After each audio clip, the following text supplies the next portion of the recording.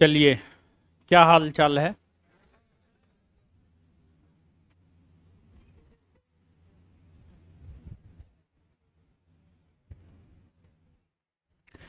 Hostel के लिए exam कब होगा? हमको लगता है हॉस्टल के लिए एग्जाम नहीं होगा। ठीक है।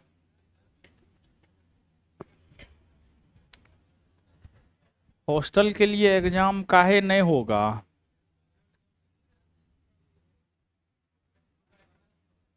अरे, जाने पहचान में बहुत अच्छा अच्छा लड़का है, तो उसी सब को रख रहे हैं।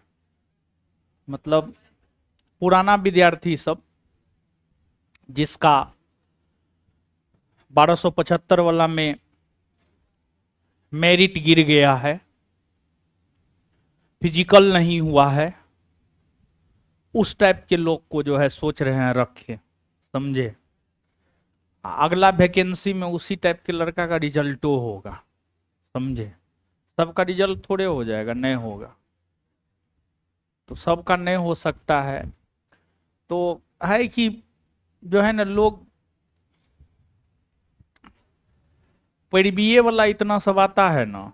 मतलब जिसका रिजल्ट हो गया है, वो कहता हमर मेरा भय है, पढ़ने में तेज है, उसका रिजल्ट दिखाता है, देखते हैं तो सही में पढ़ने में तेज है, फिजिकल गिर गया है, एक क्वेश्चन से नहीं हुआ है, 0.2 मार्क्स से नहीं हुआ है।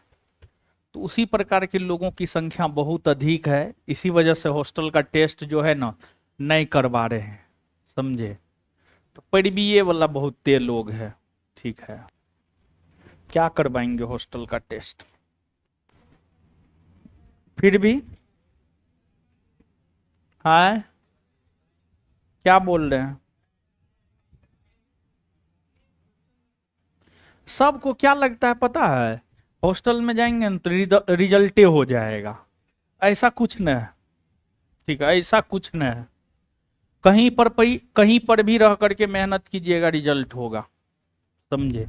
ईमानदारी से अच्छे से कहीं पर भी रहकर मेहनत कीजिएगा तो आपका रिजल्ट होगा। हॉस्टल में ही रहिएगा, ईमानदारी से मेहनत नहीं कीजिएगा तो थोड़े होगा, नहीं होगा। समझे? नहीं होगा। ठीक है।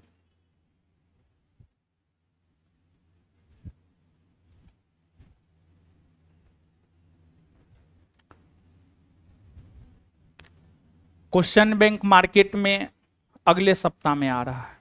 ठीक है। देखिए, क्वेश्चन बैंक मार्केट में नहीं छोड़ने के पीछे रीजन है कि है क्या, कि जो है थोड़ा स्टॉक में क्वेश्चन बैंक कर रहे हैं, एक साथ मार्केट में छोड़ेंगे। समझे? जैसे कि 40,000 क्वेश्चन, 40,000 सेट जो है, हमको लगता है छप गया है। 40,000 और छपवाना है। तो जो है, बीच में भारत बंद था, 3 ट्रक आया है पेपर, 2-3 ट्रक और आना है। उसके बाद जो है एक साथ छाप करके मार्केट में देंगे। नहीं तो कम देने पर जो होता है ना, मार्केट में शॉर्टेज हो जाता है, अफरा तफरी मच जाता है। समझे? मार्केटिंग में बड़ी दिक्कत हो जाता है, पैसा देना लेना में। समझे? हाँ, पैसा भी इस चक्कर में जो है ना, विद्यार्थी से पैसा भी ज्यादा ले लेता है। तो चीज अगर उपलब्ध रहेगा ना, तो इजीली अवेलेबल होगा और पैसा कम लेगा। समझे? तो इसी वजह से जो है, ये जो बीच में कल भारत बंद था ना, वो भी थोड़ा सा डिस्टर्ब किया है। ट्रक जहां था वहीं रुक गया। ठीक है, आइए। क्या पढ़ रहे थे? क्वेश्चन बैंक जो है अगले सप्ताह मार्केट में दे दे रहे हैं। ठीक है। अगले सप्ताह क्वेश्चन बैंक अगले सप्ताह मार्केट में मिलने लगेगा, और पूरे बिहार के 38 जिला में भेजेंगे। ठीक है। हर जिला में भेजेंगे। सोचे हैं 1 लाख कॉपी एक साथ मार्केट में देने का, ताकि जो है वो अनअवेलेबल होने की समस्या ना रहे। समझे? 38 जिला में जाएगा, 38 जिला में। समझे? तो इसी वजह से जो है थोड़ा सा लेट हो रहा है। क्वेश्चन बैंक तो छप ही गया है, आप तो देखे हैं। दो दरोगा बैच चलता है, दोनों बैच के छात्र को दिए हैं ना जी। छपा है तब ना दिए, छपा है तब दिए, नहीं छपता तो थोड़े देते। तो छप रहा है, वही स्टॉक में कर रहे हैं, एक साथ मार्केट में छोड़ेंगे। समझे? आप लोग को विशेष छूट देंगे, पहले आने तो दीजिए, आइए न पढ़ते हैं। बैग भी देंगे, देंगे बैग भी देंगे, अरे सब चीज देंगे, चिंता काहे।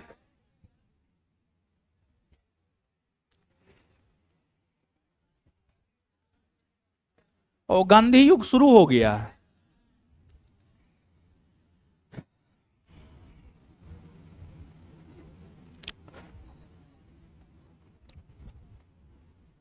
दक्षिण अफ्रीका गांधी जी चले गए थे।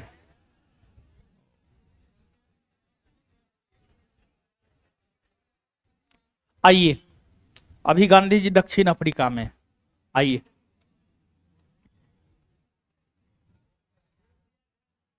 हल्ला मत कीजिए अब।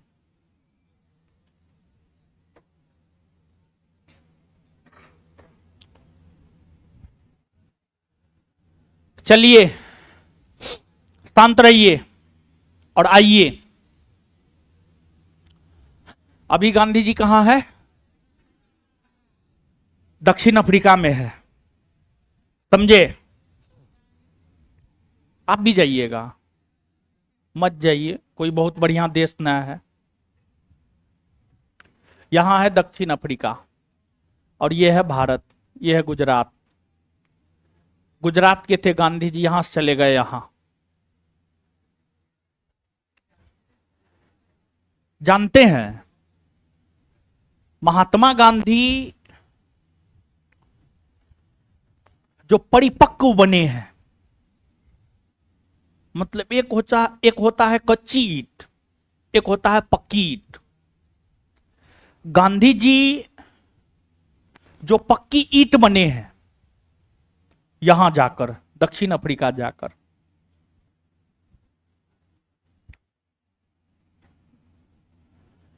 गांधी जी शुरू में तो मात्र 1 वर्ष के लिए दक्षिण अफ्रीका गए थे, लेकिन दक्षिण अफ्रीका में रहने वाले भारतीयों का, दक्षिण अफ्रीका में भारत के लोग भी रह रहे थे, दक्षिण अफ्रीका में रहने वाले भारतीयों का जो शोषण हो रहा था, उसको देखते हुए महात्मा गांधी ने दक्षिण अफ्रीका में रहने का निर्णय लिया।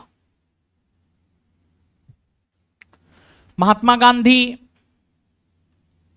दक्षिण अफ्रीका में रहने का निर्णय लिया।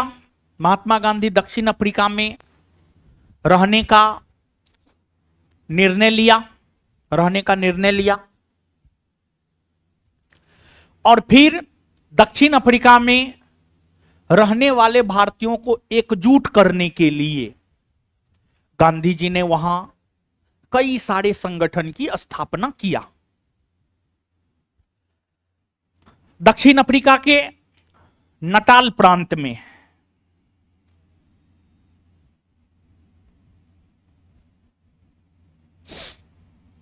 दक्षिण अफ्रीका के नटाल प्रांत में गांधी जी ने 1894 में नटाल कांग्रेस नामक संगठन की स्थापना किया। नटाल कांग्रेस नामक संगठन की स्थापना किया। फिर गांधी जी ने दक्षिण अफ्रीका के डरबन में 1904 ईस्वी में फिनिक्स फॉर्म की स्थापना किया।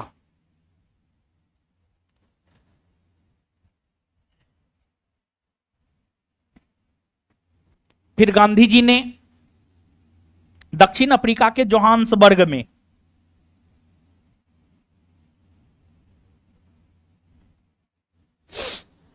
1910 में टॉल्स्टॉय फोरम की स्थापना किया।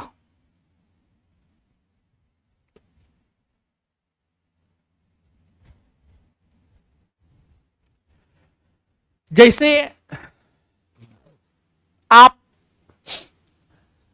चाहते हैं कि अलग अलग माध्यम से अपनी तैयारी को बेहतर करें, किताब से, टीचर से पढ़कर, यूट्यूब के जरिए, उसी प्रकार से महात्मा गांधी जब दक्षिण अफ्रीका में थे, तो गांधी जी जो दक्षिण अफ्रीका में रहे हैं, गांधी जी दक्षिण अफ्रीका में रहे हैं 1893 से 1914। यह दक्षिण अफ्रीका में गांधी जी के रहने का कालखंड है। दक्षिण अफ्रीका में महात्मा गांधी 1893 से 1914 तक रहे हैं। दक्षिण अफ्रीका में रहने का कारण उनका यह था कि दक्षिण अफ्रीका में रहने वाले जो भारतीय थे, उन्हें उनका हक और अधिकार दिलाना। दक्षिण अफ्रीका में रहने वाले भारतीयों को उनका हक और अधिकार दिलाने को लेकर ही महात्मा गांधी इतने लंबे समय तक, लगभग 21 वर्षों तक, जोड़िएगा घटाइएगा तो लगभग 21 वर्षों तक महात्मा गांधी दक्षिण अफ्रीका में रहे। और अपने दक्षिण अफ्रीकी प्रवास के दौरान महात्मा गांधी ने 1894 में नटाल कांग्रेस, 1904 में फिनिक्स फोरम, 1910 में टॉल्स्टॉय फोरम की स्थापना किया। और इन संगठनों के माध्यम से भारतीयों को एकजुट किया और भारतीयों के हक और अधिकार की लड़ाई उन्होंने लड़ा। देखिए, दक्षिण अफ्रीका में था क्या, भारतीयों के साथ काफी दुर्व्यवहार किया जाता था। भारतीयों को बहुत कम अधिकार प्राप्त थे। भारतीयों को अपना पासपोर्ट हमेशा पास में रखना होता था। रात में 9 बजे के बाद भारतीय घर से बाहर नहीं निकल सकते थे। भारतीयों को काला कहकर पुकारा जाता था। तो दक्षिण अफ्रीका में रहने वाले भारतीयों का जो शोषण अंग्रेजों के द्वारा किया जा रहा था, उसी के खिलाफ महात्मा गांधी ने आवाज बुलंद किया और दक्षिण अफ्रीका में रहने वाले भारतीयों को उनका हक और अधिकार महात्मा गांधी ने दिलाया। और गांधी जी के प्रयास से ही 1914 ईस्वी में, गांधी जी के प्रयास से ही 1914 ईस्वी में इंडियन रिलीफ एक्ट, 1914 ईस्वी में इंडियन रिलीफ एक्ट पारित हुआ। 1914 ईस्वी में इंडियन रिलीफ एक्ट पारित हुआ। 1914 ईस्वी में जो इंडियन रिलीफ एक्ट पारित हुआ, इस एक्ट ने दक्षिण अफ्रीका में रहने वाले भारतीयों को उनका हक और अधिकार प्रदान किया। और 1914 ईस्वी में पारित इंडियन रिलीफ एक्ट ने दक्षिण अफ्रीका में रहने वाले भारतीयों को जो उनका हक और अधिकार प्रदान किया, तो फिर गांधी जी को लगा कि अब दक्षिण अफ्रीका में रहने का कोई औचित्य नहीं है। और फिर महात्मा गांधी दक्षिण अफ्रीका से आ गए भारत। और महात्मा गांधी दक्षिण अफ्रीका से भारत 9 जनवरी 1915 को आए। 9 जनवरी 1915 9 जनवरी 1915 को महात्मा गांधी दक्षिण अफ्रीका से भारत आए। एक लंबे प्रवास के दौरान लगभग 21 वर्षों तक दक्षिण अफ्रीका में रहने के बाद महात्मा गांधी 9 जनवरी 1915 को भारत आए। गांधी जी के भारत आगमन के वजह से ही 9 जनवरी को राष्ट्रीय प्रवासी दिवस के रूप में मनाया जाता है, राष्ट्रीय प्रवासी दिवस के रूप में मनाया जाता है। और इस अवधि के दौरान जब महात्मा गांधी दक्षिण अफ्रीका में थे 1893 से 1914, इस अवधि के दौरान जब महात्मा गांधी दक्षिण अफ्रीका में थे, तो इस अवधि के दौरान महात्मा गांधी जो है दक्षिण अफ्रीका से लंदन की भी यात्रा किए थे। महात्मा गांधी दक्षिण अफ्रीका से लंदन की भी यात्रा किए थे। यूनाइटेड किंगडम में लंदन है, दक्षिण अफ्रीका से महात्मा गांधी लंदन की भी यात्रा किए थे। और जब जब गांधी जी दक्षिण अफ्रीका में रहते हुए लंदन की यात्रा किए थे, अपनी इस लंदन यात्रा के क्रम में ही महात्मा गांधी ने हिंद स्वराज नामक पुस्तक लिखी। हिंद स्वराज, महात्मा गांधी ने हिंद स्वराज नामक पुस्तक लिखी। और इस पुस्तक के जरिए महात्मा गांधी ने स्वराज शब्द को समझाया कि स्वराज का मतलब क्या होता है, स्वराज का अर्थ क्या होता है। और अपनी रचना हिंद स्वराज में ही महात्मा गांधी ने ब्रिटिश संसद की तुलना, ब्रिटिश संसद, जो ब्रिटिश संसद है, ब्रिटिश संसद की अगर हम बात करें तो ब्रिटिश संसद को पार्लियामेंट कहा जाता है। पार्लियामेंट कहा जाता है। महात्मा गांधी ने अपनी रचना हिंद स्वराज में ही ब्रिटिश संसद की तुलना बांझ और बेसिया औरत से किया। बांझ और बेसिया औरत से किया। बांझ औरत का मतलब होता है वह औरत जिसको संतान की उत्पत्ति नहीं हुई है या संतान उत्पत्ति होने की कोई संभावना है ही नहीं, उसी को बांझ औरत कहा जाता है। और बांझ औरत को समाज एक्सेप्ट नहीं करता है, समाज उसको गलत दृष्टिकोण से बांझ औरत को देखता है। बांझ औरत को समाज गलत दृष्टिकोण से इसलिए देखता है क्योंकि हिंदू धर्म में 3 ऋण है, पितृ ऋण, देव ऋण, ऋषि ऋण। पितृ ऋण से तब आप मुक्त हो पाते हैं जब आप संतान की उत्पत्ति करते हैं। जब आप संतान की उत्पत्ति करते हैं तो अगर किसी को संतान नहीं हो रहा है मतलब वो पितृ ऋण से मुक्त नहीं हो रहा है, पति पत्नी दोनों पितृ ऋण से मुक्त नहीं हो रहा है। और अगर आप ऋण से मुक्त नहीं होते हैं तो फिर आपका आत्मा जो है अटकते भटकते रहता है। अब इसमें कितनी सच्चाई है हमको उतना पता न है, धर्म का उतना नॉलेज न है, धर्म के चीजों को उतना छेड़छाड़ भी करने की जरूरत न है, क्योंकि हमारे कहने का मतलब कुछ और होता है, आप लोग अलग तरीका से सोचते हैं। तो धर्म के मामला को छेड़ना उड़ना ज्यादा ना है, समझ गए। धर्म और जाति बड़ी सेंसिटिव मामला होता है, इस पे कुछ भी टिक्का टिप्पणी करने से पहले जो है बचना चाहिए। हम तो बचते हैं, दूसरा लोग क्या करता हमको उससे मतलब ना है, लेकिन हम बचते हैं, समझे। तो बांझ मतलब प्रोडक्टिविटी शून्य, मतलब गांधी जी का इशारा इस और था कि ब्रिटिश संसद से कुछ होने वाला नहीं है। गांधी जी यह कहना चाह रहे थे कि ब्रिटिश संसद अनुत्पादक है, मतलब इससे कुछ होना जानी नहीं है, इससे कुछ होना जानी नहीं है, इससे कुछ होना जानी नहीं है। अब फिर महात्मा गांधी जब दक्षिण अफ्रीका में थे तो दक्षिण अफ्रीका में रहते हुए महात्मा गांधी ने एक पत्रिका निकाला था, और दक्षिण अफ्रीका में रहते हुए महात्मा गांधी ने जो पत्रिका निकाला था उसका नाम है इंडियन ओपिनियन। Indian opinion. दक्षिण अफ्रीका में रहते हुए महात्मा गांधी ने एक पत्रिका निकाला था, उसका नाम था इंडियन ओपिनियन।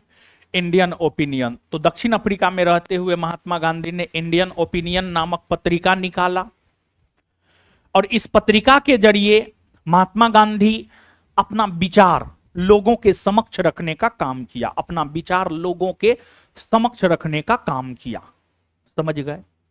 और महात्मा गांधी जब दक्षिण अफ्रीका से भारत आए थे तो उस समय संभवतः उनका उम्र 46 वर्ष हुआ करता था, 46 ईयर्स, 46 वर्ष के थे, उम्र में 46 वर्ष के थे। गांधी जी का जन्म 1869 में न हुआ है, 69 एक 70, उधर 30, 30 एक 31 और इधर लगभग 15, 46 वर्ष लगभग गांधी जी का उम्र 46 वर्ष हुआ करता था जब महात्मा गांधी आए थे दक्षिण अफ्रीका से। तो गांधी जी अब देखिए यहां पर ये 21 वर्ष दूसरा चीज है, 46 वर्ष दूसरा चीज है।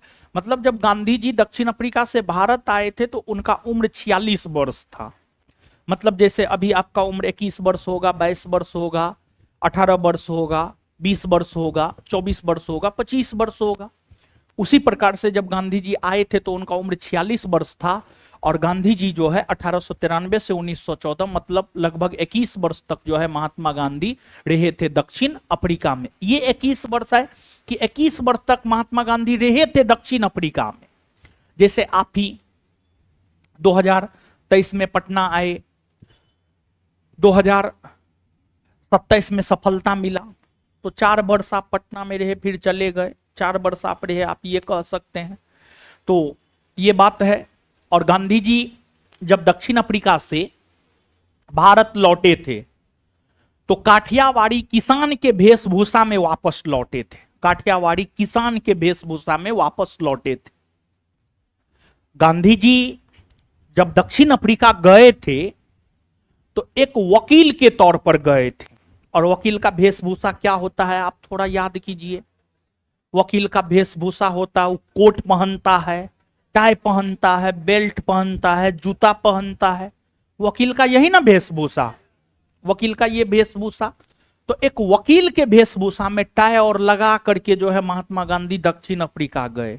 लेकिन जब 1915 में महात्मा गांधी वापस लौटे तो काठियावाड़ी किसान के वेशभूषा में वापस लौटे थे। आप याद कीजिए, हम आपको ये बात बताए थे, महात्मा गांधी का जन्म गुजरात के काठियावाड़ प्रायद्वीप में, पोरबंदर में। ये जो प्रायद्वीप है ये काठियावाड़ प्रायद्वीप है। ये प्रायद्वीप काठियावाड़ प्रायद्वीप है। गुजरात के काठियावाड़ प्रायद्वीप के पोरबंदर में गांधी जी का जन्म हुआ था। तो गांधी जी जब दक्षिण अफ्रीका से 9 जनवरी 1915 को भारत लौटे थे तो काठियावाड़ी किसान के वेशभूषा में वापस लौटे थे। तो काठियावाड़ी किसान क्या पहनता था समझिए। माथा पर पगड़ी पहनता था, माथा पर पगड़ी, फिर कुर्ता और धोती, धोती कुर्ता और माथा पर पगड़ी, धोती कुर्ता और माथा पर पगड़ी। यह काठियावाड़ी किसान का वेशभूषा हुआ करता था। और काठियावाड़ी किसान के वेशभूषा में ही महात्मा गांधी 1915 ईस्वी में दक्षिण अफ्रीका से भारत लौटे। बीपीएससी जो मेन बीपीएससी है वो, और जो टीचर का परीक्षा भी बीपीएससी कंडक्ट करवाती है। तो बीपीएससी मेन बीपीएससी भी ये क्वेश्चन पूछा है कि महात्मा गांधी 1915 में जो भारत लौटे थे किस वेशभूषा में लौटे थे, तो आंसर हो जाएगा काठियावाड़ी किसान के वेशभूषा में। तो ये प्रश्न 2-3 बार जो है हाल फिलहाल में, साल भर के भीतर ये प्रश्न 2-3 बार जो है आपको पूछ दिया गया है। और आप लगता है 8th क्लास या 9th क्लास का एनसीईआरटी पढ़िएगा तो उसमें इस बात का विवरण है कि गांधी जी कब कौन वस्त्र पहने थे, कब गांधी जी जो है धोती कुर्ता छोड़कर भी आ गए लंगोट पे। तो आगे जब महात्मा गांधी 1915 में तो काठियावाड़ी किसान के वेशभूषा में थे, और 1915 से लेकर 1920 ईस्वी तक लगभग गांधी जी काठियावाड़ी किसान के वेशभूषा में ही थे। लेकिन 1921 में महात्मा गांधी आ गए लंगोट पर आ गए गांधी जी। मतलब एक जो है धोती होता था उसी को आधा पहनना और आधा ओढ़ना। और फिर 1921 से लेकर संभवतः अपने मृत्यु तक लंगोट में ही गांधी जी रहे। 1921 से लेकर 1948 ईस्वी तक गांधी जी लंगोट में ही रहे। गांधी जी जब 1915 में भारत आए, भारत आने के बाद गांधी जी के राजनीतिक गुरु थे गोपाल कृष्ण गोखले। गांधी जी के राजनीतिक गुरु गोपाल कृष्ण गोखले थे। गांधी जी भारत आने के बाद अपने राजनीतिक गुरु गोपाल कृष्ण गोखले से मिले और गांधी जी ने गोपाल कृष्ण गोखले को यह कहा कि हमें अब भारत के लिए कुछ करना है, हमें अब भारत के लिए कुछ करना है, हमें अब भारत के लिए कुछ करना है। तो इस पर उनके गुरु गोपाल कृष्ण गोखले ने यह कहा कि सबसे पहले आप भारत के लोगों को समझिए, भारत की संस्कृति को समझिए, भारत के लोगों की मनोदशा को समझिए कि आखिरकार भारत के लोग चाहते क्या है, भारत के लोगों के मन में है क्या। फिर महात्मा गांधी अपने गुरु गोपाल कृष्ण गोखले के कहने पर लगभग एक वर्ष तक 1915 से 1916, लगभग एक वर्ष तक 1915 से 1916 पूरे भारतवर्ष का भ्रमण किए, पूरे भारतवर्ष का भ्रमण किए। और अपने भारत भ्रमण के दौरान गांधी जी मुंह बंद रखे, कान और आंख अपना खुला रखे।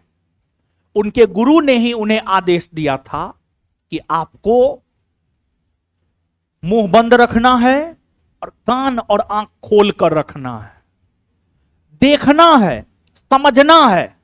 अभी बोलना कुछ नहीं है, रिएक्ट नहीं करना है। पहले समझिए, देखिए चीजों को, समझिए चीजों को, तब बाद में जाकर रिएक्ट करना है।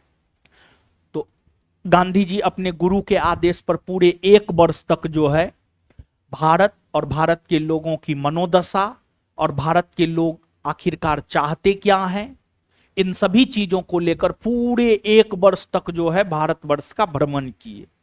भारत के स्वतंत्रता आंदोलन में दो ही ऐसे नेता हुए जो पूरे भारतवर्ष का भ्रमण किए हैं, एक है तिलक और दूसरे हैं महात्मा गांधी। फिर एक वर्ष तक घूमे फिरे। फिर महात्मा गांधी स्वयं के रहने के लिए गुजरात के अहमदाबाद में साबरमती नदी के तट पर, साबरमती नदी के तट पर एक आश्रम बनाए जिसे साबरमती आश्रम कहा गया। और उसी साबरमती आश्रम से महात्मा गांधी भारत में पहली बार सत्याग्रह भी शुरू किए, जिस वजह से उस साबरमती आश्रम को सत्याग्रह आश्रम भी कहा जाता है। गांधी जी फिर वहीं रहने लगे और वहीं से जो है देश की आजादी के लिए लगातार अपने आवाज को बुलंद करते रहे। और कहा जाता है 1916 में उत्तर प्रदेश के बनारस में BHU, बनारस हिंदू यूनिवर्सिटी के उद्घाटन समारोह में महात्मा गांधी भाग ली।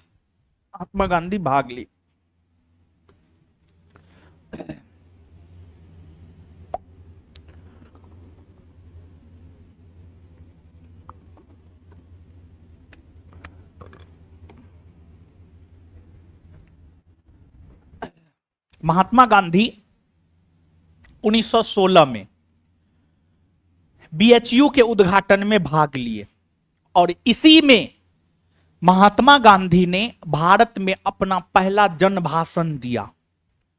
मतलब जनता को संबोधित करते हुए महात्मा गांधी ने अपना पहला जन भाषण, जनता को संबोधित करते हुए महात्मा गांधी ने अपना पहला जन भाषण 1916 के BHU के उद्घाटन समारोह में दिया। 1916 के BHU के उद्घाटन समारोह में दिया। समझ गए? तो यहां तक अब पहले लिखिए, फिर आगे बताएंगे, लिखाएंगे।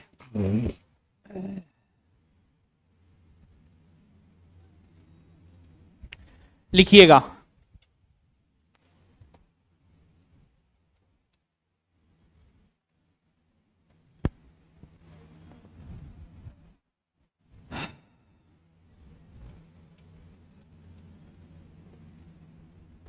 लिखिएगा। महात्मा गांधी ने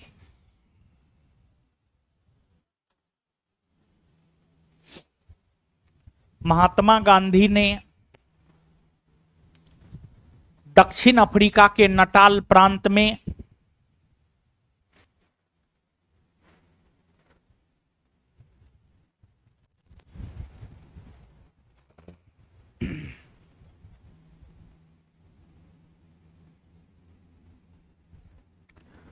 महात्मा गांधी ने दक्षिण अफ्रीका के नटाल प्रांत में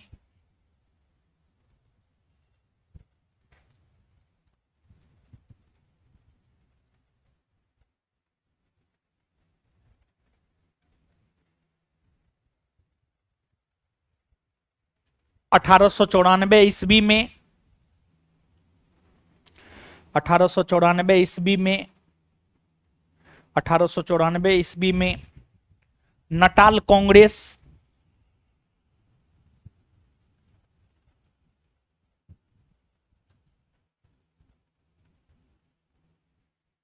नटाल कांग्रेस नामक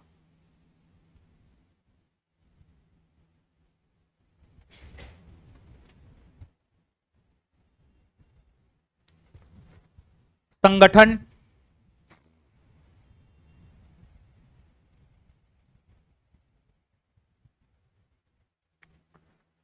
की स्थापना किया।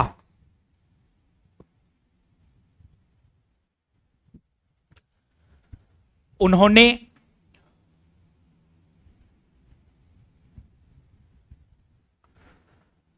1904 ईस्वी में डरबन में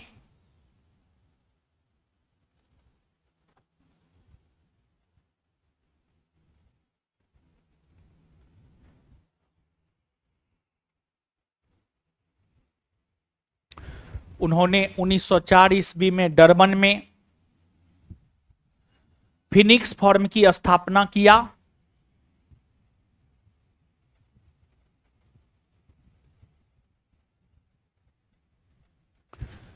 उन्होंने 1904 ईस्वी में डरबन में फिनिक्स फॉर्म की स्थापना किया और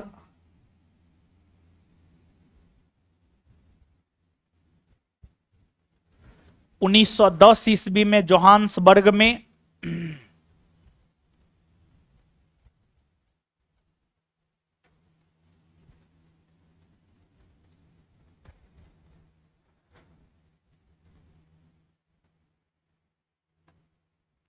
और 1910 ईस्वी में जोहान्सबर्ग में टॉलस्टॉय फॉर्म की स्थापना किया।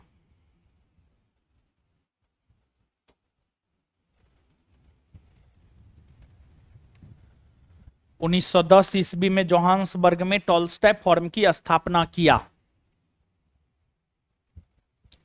उसी लाइन में continue, Tolstoy form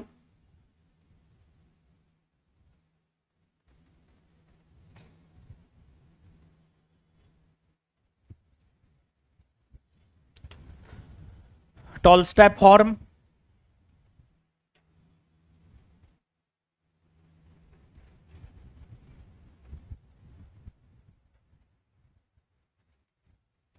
Tolstoy form के शिल्पकार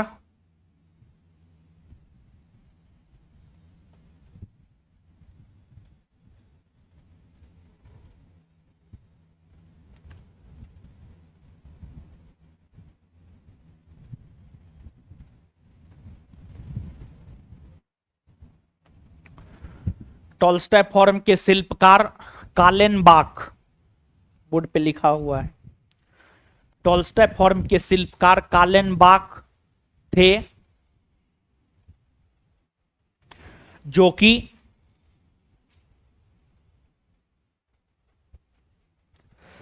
जर्मनी के रहने वाले थे।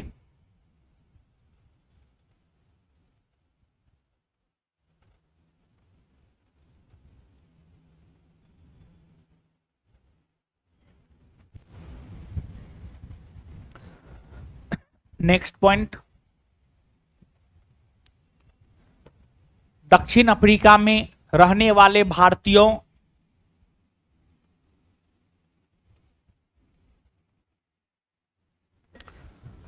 दक्षिण अफ्रीका में रहने वाले भारतीयों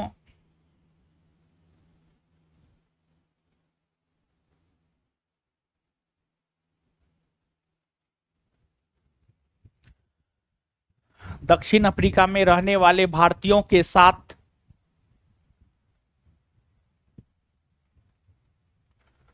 रंगभेद की नीति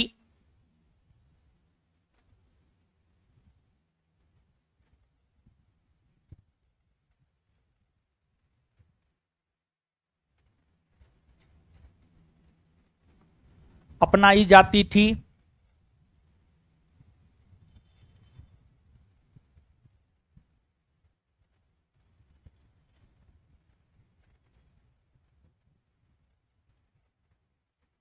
भारतीयों का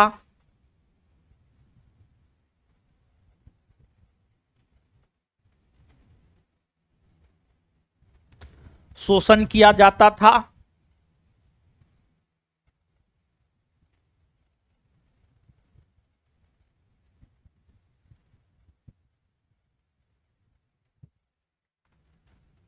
साथ ही साथ दक्षिण अफ्रीका में भारतीयों को साथ ही साथ दक्षिण अफ्रीका में भारतीयों को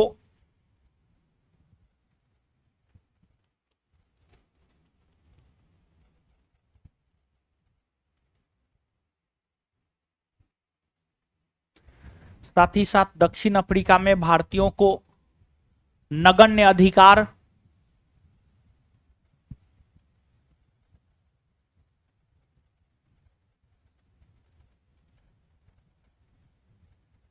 प्राप्त था।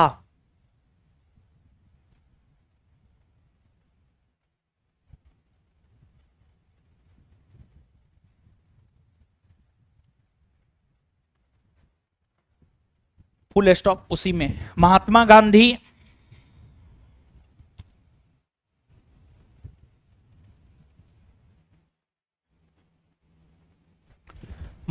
गांधी दक्षिण अफ्रीका में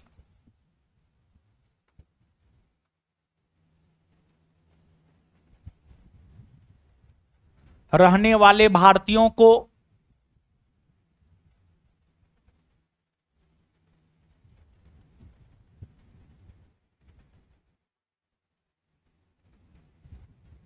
हक और अधिकार हक और अधिकार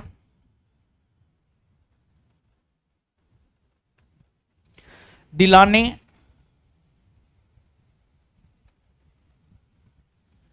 के उद्देश्य से ही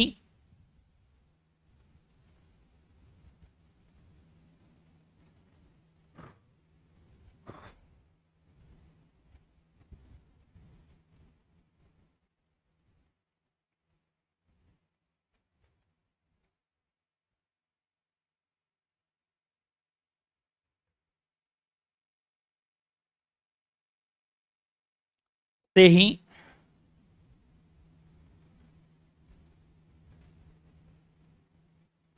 लड़ाई लड़े।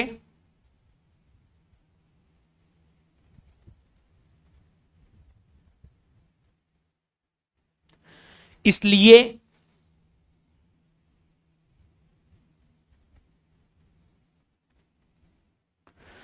1914 ईस्वी में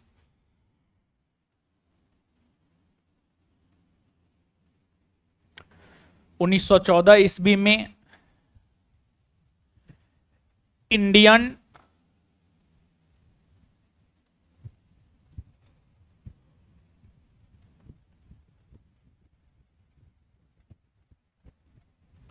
इसलिए 1914 ईस्वी में Indian relief act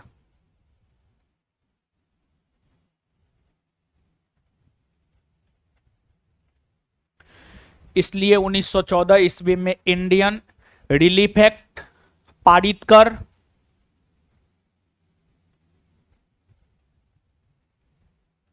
Indian relief act पारित कर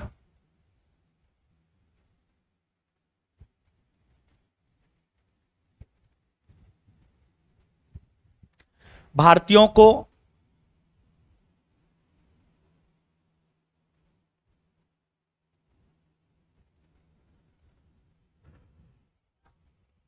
भारतीयों को उनका हक और अधिकार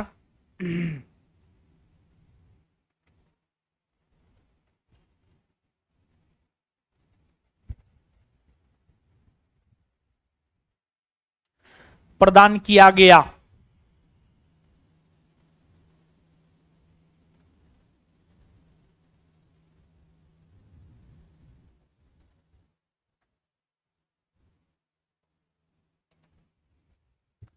नेक्स्ट पॉइंट,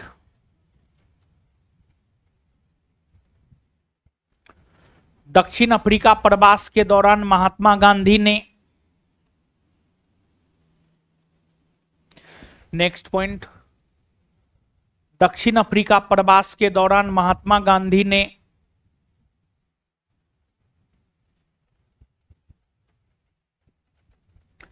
दक्षिण अफ्रीका प्रवास के दौरान महात्मा गांधी ने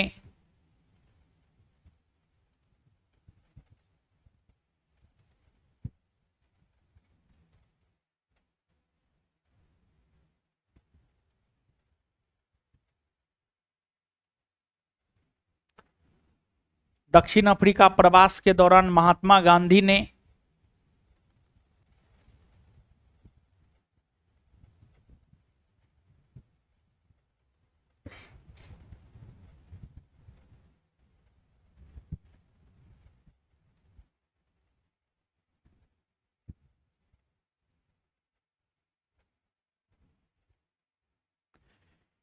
इंडियन ओपिनियन नामक समाचार पत्र,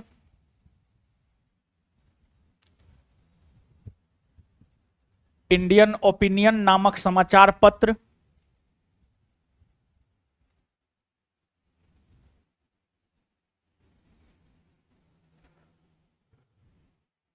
इंडियन ओपिनियन नामक समाचार पत्र निकाला था।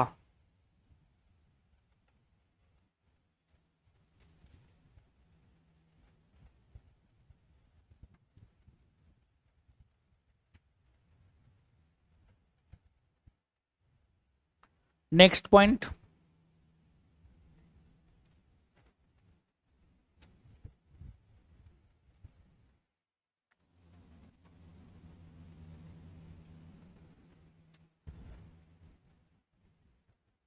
दक्षिण अफ्रीकी प्रवास के दौरान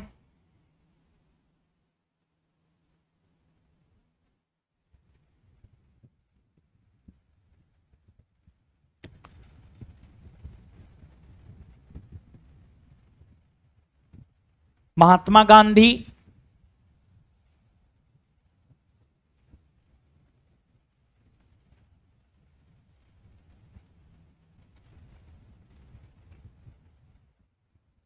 महात्मा गांधी लंदन की यात्रा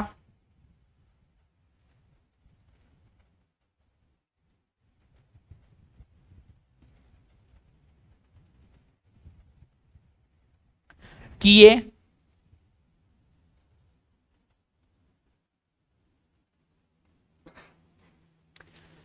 इस यात्रा के दौरान ही उन्होंने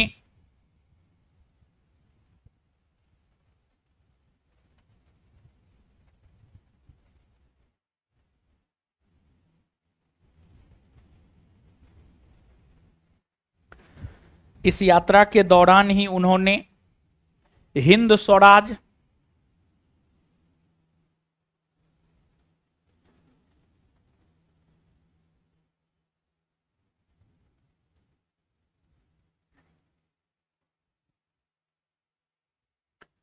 हिंद स्वराज की रचना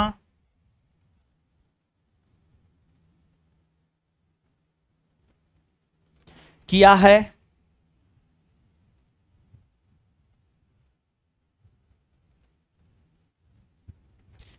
इसमें ही गांधी जी ने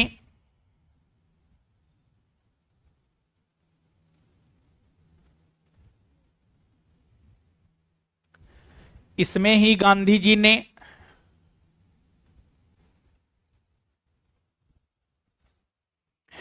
इसमें ही गांधी जी ने ब्रिटिश संसद की तुलना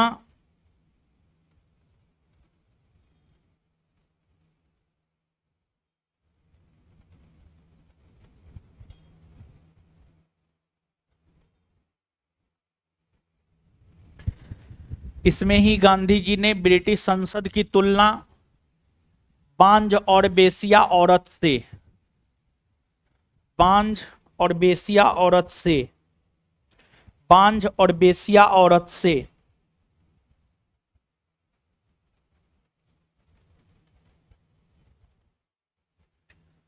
बांझ और बेसिया औरत से किया है।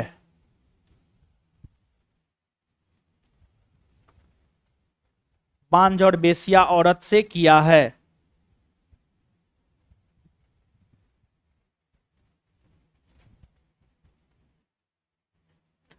नेक्स्ट पॉइंट,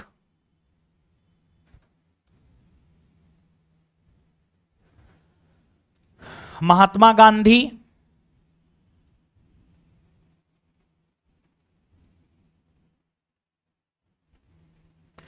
महात्मा गांधी 1893 से 1914 ईस्वी तक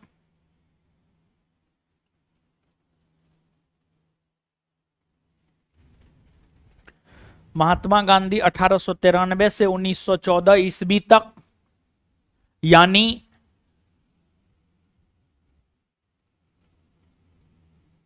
लगभग 21 वर्षों तक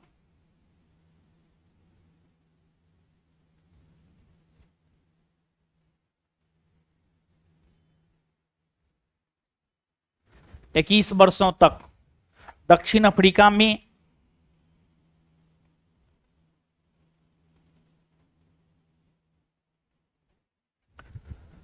अफ्रीका में बिताया।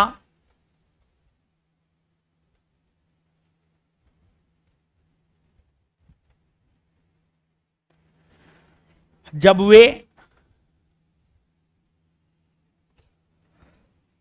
9 जनवरी 1915 ईस्वी को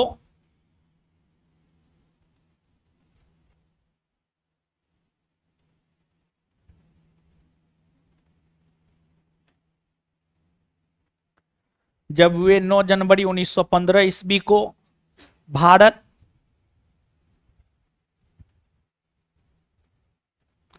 वापस लौटे थे,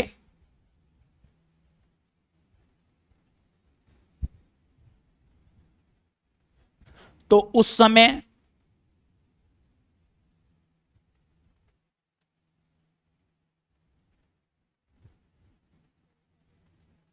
उनका उम्र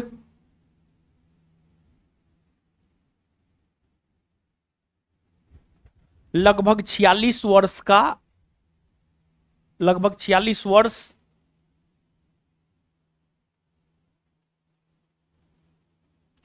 लगभग 46 वर्ष था।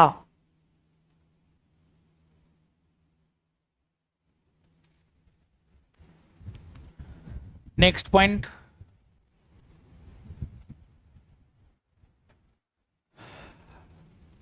गांधी जी के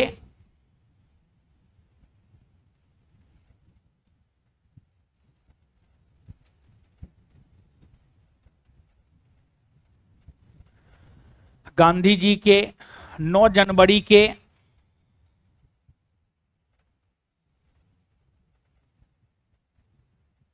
भारत आगमन के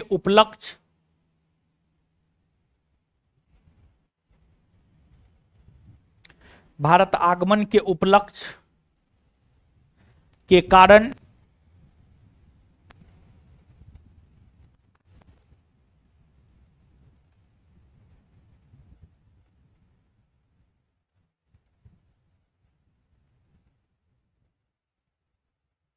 राष्ट्रीय प्रवासी दिवस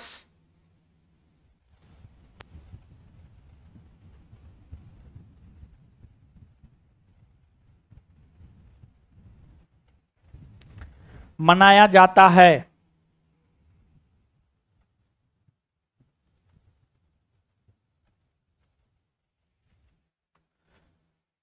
पहली बार राष्ट्रीय प्रवासी दिवस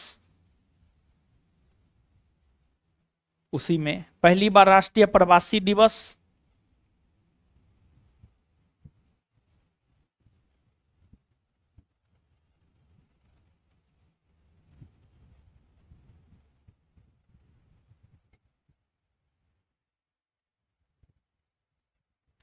2003 ईस्वी में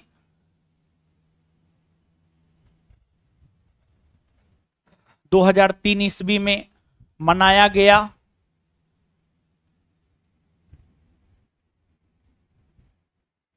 गया था।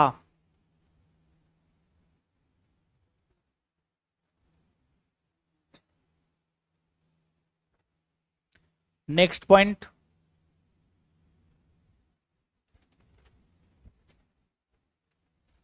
गांधी जी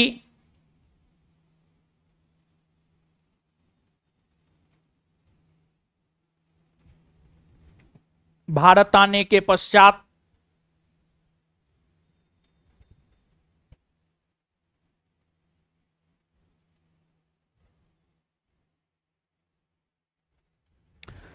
अपने राजनीतिक गुरु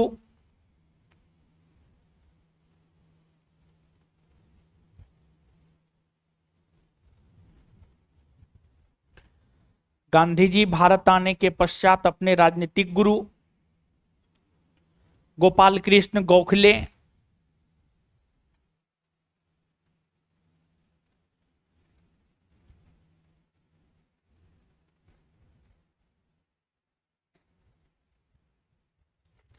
से मिले।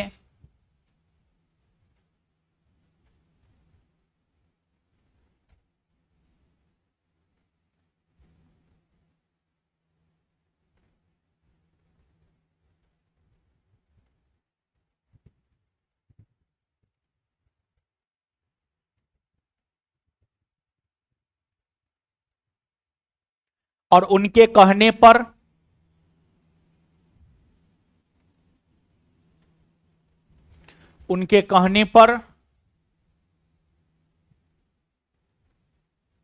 मुंह बंद करके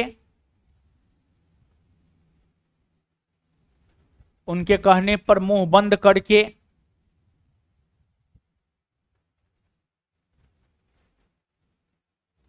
मुंह बंद करके और आंख कान खोलकर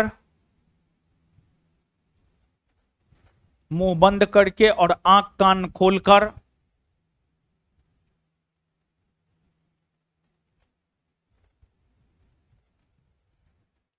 पूरे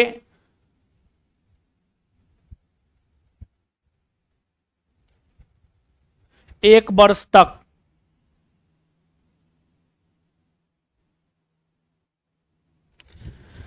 भारतवर्ष का भ्रमण किए।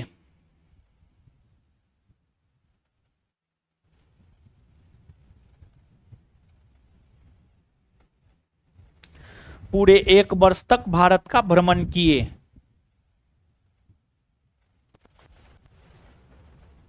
नेक्स्ट पॉइंट, 1916 ईस्वी में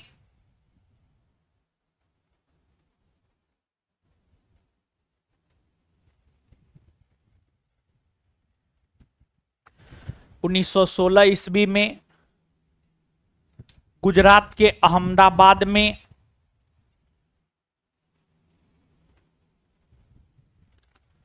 1916 ईस्वी में गुजरात के अहमदाबाद में साबरमती नदी के तट पर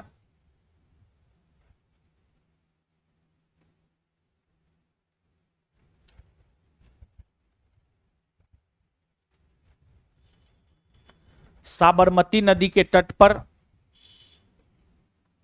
गांधी जी ने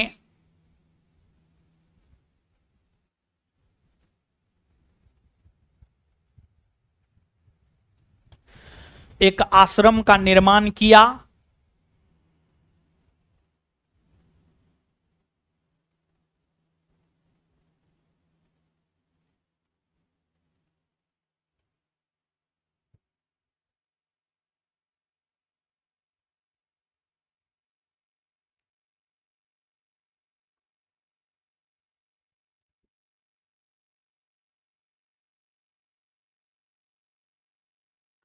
जिसे जिसे सत्याग्रह आश्रम,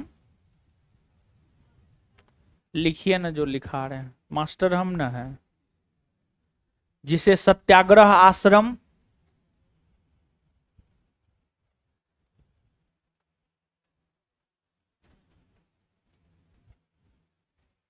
जिसे सत्याग्रह आश्रम या साबरमती आश्रम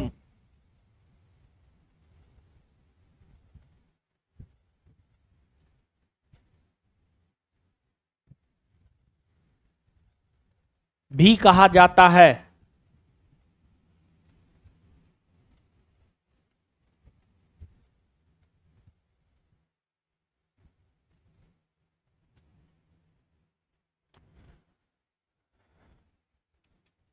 महात्मा गांधी, नेक्स्ट पॉइंट, अगला पॉइंट, महात्मा गांधी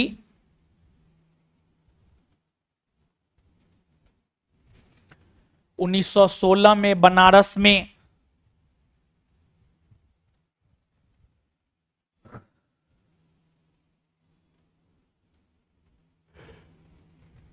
महात्मा गांधी 1916 में बनारस में अपना पहला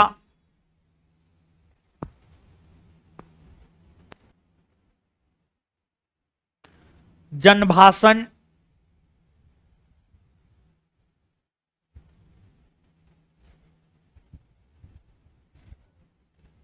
दिए। महात्मा गांधी 1916 में बनारस में अपना पहला जनभाषण दिए।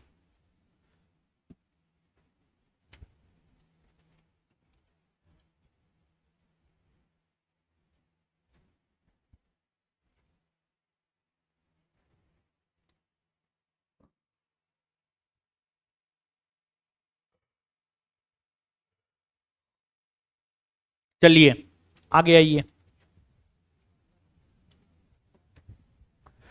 देखिए आगे अब आप हेडिंग मारिए, चंपारण सत्याग्रह।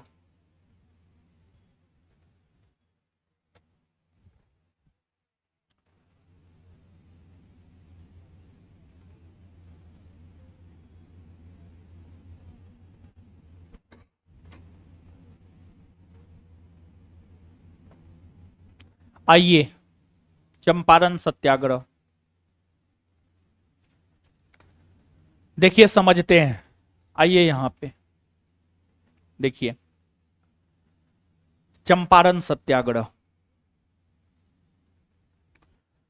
देखिए क्या हुआ था, समझिएगा। 1916 में कांग्रेस का वार्षिक अधिवेशन कहां हुआ था? कहां हुआ था? लखनऊ में। अच्छा, 1916 में कांग्रेस का वार्षिक अधिवेशन जो लखनऊ में हुआ था, उसकी अध्यक्षता कौन किया था? एसी मजूमदार, अंबिकाचरण मजूमदार, एसी मजूमदार यानी अंबिकाचरण मजूमदार। ठीक है, तो 1916 में कांग्रेस का वार्षिक अधिवेशन हुआ लखनऊ में। 1916 में जो कांग्रेस का वार्षिक अधिवेशन लखनऊ में हुआ, दक्षिण अफ्रीका से वापस लौटने के बाद महात्मा गांधी 1916 के कांग्रेस के लखनऊ के वार्षिक अधिवेशन में भाग लिए। और गांधी जी उस समय उतना अधिक लोकप्रिय नहीं थे। आज ना पूरा देश, पूरा विश्व गांधी गांधी करता है, उस समय गांधी जी की बहुत बड़ी पहचान नहीं थी। सिर्फ ये था गांधी जी का पहचान कि गांधी जी एक है कोई दक्षिण अफ्रीका में रहने वाले भारतीयों को अधिकार दिलवाया, बस इतना सा पहचान था और कुछ भी नहीं था गांधी जी का पहचान। और एक बात जानिए, गांधी जी ये नहीं बोले हैं कि हम राष्ट्रपिता हैं। गांधी जी को राष्ट्रपिता कहा है किसने? सुभाष चंद्र। और देखिए, किसी राष्ट्र का पिता नहीं हो सकता। और गांधी जी को भारत का राष्ट्रपिता कहा जा रहा है। क्या भारत 100 साल 200 साल पुराना है? महात्मा गांधी को भारत का राष्ट्रपिता कहा जा रहा है, थोड़ा सोच करके देखिए। महात्मा गांधी का जन्म 1869 में, मृत्यु 1948 में। क्या इससे पहले भारत नहीं था? एकदम भारत था। तो भारत का राष्ट्रपिता कैसे गांधी जी हो जाएंगे? और किसी राष्ट्र का पिता नहीं होता है, किसी देश का पिता उता नहीं होता है, ये बस उपाधि है। और उन्होंने स्वयं को ये नहीं कहा कि हम राष्ट्रपिता हैं। अगर गांधी जी को भारत का राष्ट्रपिता आप मानते हैं तो मतलब भारत तो नया नया देश है, भारत बहुत पुराना देश है, हजारों साल पुराना देश है भारत। तो उसके राष्ट्रपिता गांधी कैसे हो सकते हैं? गांधी 100-150 साल पुराना है, भारत हजारों साल पुराना देश है, समझे? तो उनको एक उपाधि दे दिया राष्ट्रपिता का सुभाष चंद्र बोस ने। गांधी जी को बापू, ऐसा नहीं कि गांधी जी स्वयं बोले कि हमको बापू कहिए, जवाहरलाल नेहरू ने उन्हें बापू कह दिया। और गांधी जी को महात्मा, महात्मा भी माना जाता है। तो महात्मा भी जो है अपना उपाधि नहीं लिए, बल्कि महात्मा की उपाधि गांधी जी को रविन्द्रनाथ टैगोर ने दिया। कोई भी उपाधि जो है गांधी जी स्वयं नहीं लिए हैं, उन्हें दे दिया गया है, उन्हें दे दिया गया है। गांधी जी कोई उपाधि स्वयं लिए नहीं है, उन्हें दिया गया उपाधि है। आजकल का लोग तो अपने ले लेता है उपाधि, समझे? तो ठीक है, ठीक है, समय ऐसा है कि कौन आपको उपाधि देगा, तो अपने से विभूषित हो जाइए। अपने कहिए 56 इंच का सीना है मेरा, समझे? तो ना हम ना लेते हैं, हमको कभी देखें हम बोले हैं अपने आप को? कभी नहीं, मेरे मुंह से कभी नहीं सुने होंगे, मेरे मुंह से कभी नहीं सुने होंगे कि हम फलना है।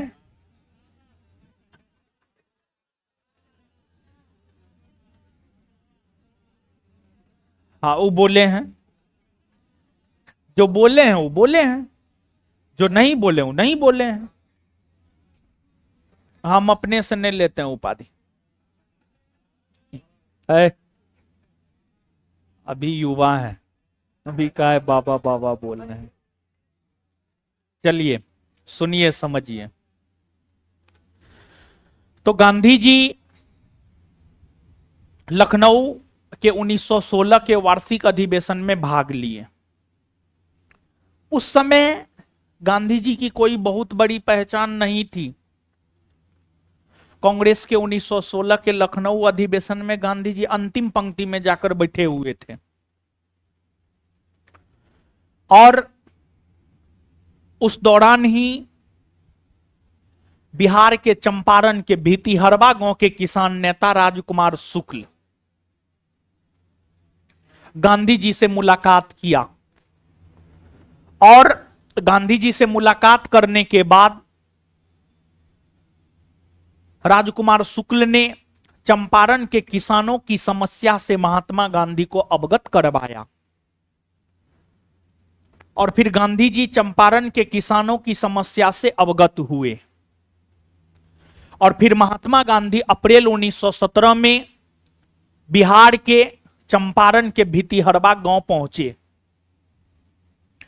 और बिहार के चंपारण के भितिहरवा गांव पहुंचकर महात्मा गांधी ने बिहार के चंपारण के भितिहरवा गांव से ही एक सत्याग्रह की शुरुआत किया, जिसे चंपारण सत्याग्रह कहा जाता है। चंपारण सत्याग्रह महात्मा गांधी के द्वारा भारत में किया गया प्रथम सत्याग्रह था। महात्मा गांधी के द्वारा भारत में किया गया प्रथम सत्याग्रह चंपारण सत्याग्रह था। और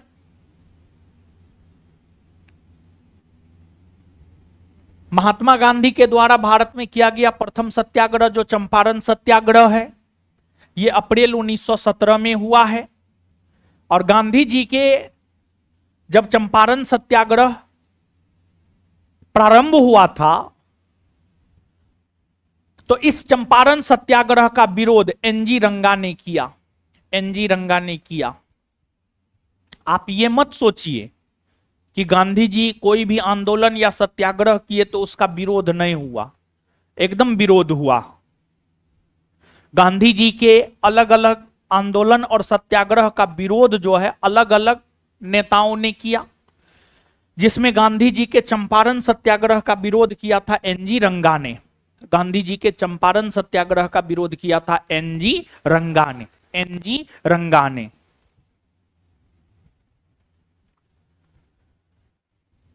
चंपारण सत्याग्रह करने का उद्देश्य क्या था, इसको हम लोग समझते हैं। देखिए, चंपारण में तिनकठिया प्रथा लागू था। चंपारण की अगर हम लोग बात करें तो यहां पर तिनकठिया प्रथा लागू था, और इसी तिनकठिया प्रथा को समाप्त करने के लिए चंपारण सत्याग्रह हुआ, और चंपारण सत्याग्रह ने ही तिनकठिया प्रथा को समाप्त कर दिया। और जब महात्मा गांधी चंपारण सत्याग्रह के जरिए तिनकठिया प्रथा को समाप्त कर दिया, अर्थात गांधी जी का चंपारण सत्याग्रह सफल रहा, और जब गांधी जी का चंपारण सत्याग्रह सफल हुआ तो चंपारण सत्याग्रह के सफलता पर ही रविन्द्रनाथ टैगोर ने गांधी जी को महात्मा की उपाधि दिया, और गांधी जी ने रविन्द्रनाथ टैगोर को गुरुदेव की उपाधि दिया। गुरुदेव की उपाधि दिया। ये उपाधि का जो आदान प्रदान हुआ था, ये उपाधियों का आदान प्रदान चंपारण सत्याग्रह के सफल होने के बाद ही हुआ था। अब सवाल ये उठता है कि चंपारण सत्याग्रह क्यों हुआ?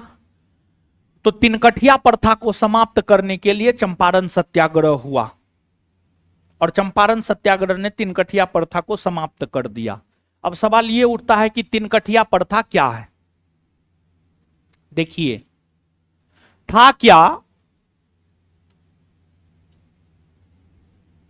अंग्रेज सबसे पहले तो व्यापारी बनकर आया, लेकिन बाद में अंग्रेज जमींदार भी बन गया।